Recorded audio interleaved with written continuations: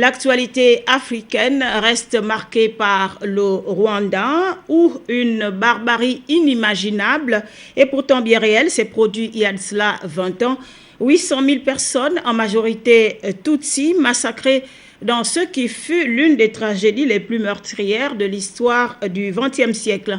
Cérémonie, commémoration dans le stade Amahoro de Kigali.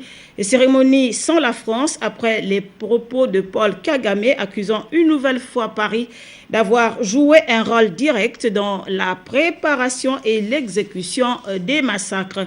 Même l'ambassadeur de France au Rwanda n'a pas été souhaité dans le stade, soulignant que le chef de l'État gabonais Ali Bongo Ondimba prend part à ces festivités. Il a quitté Libreville hier.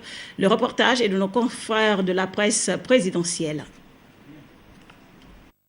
6 avril 1994, 6 avril 2014, 20 ans qu'un génocide éclatait au Rwanda. Tragédie au cours de laquelle près d'1 million de personnes ont perdu leur vie et dont les Tutsis ont payé le plus lourd tribut.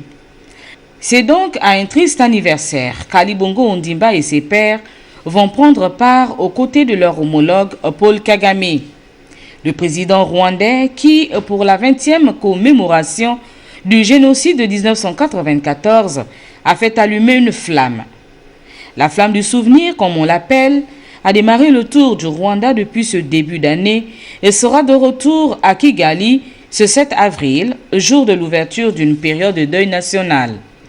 Pour certains Rwandais, même si des zones d'ombre subsistent encore autour des réels instigateurs de cette tragédie que le Rwanda a connue, cette flamme du souvenir est un signe d'espérance.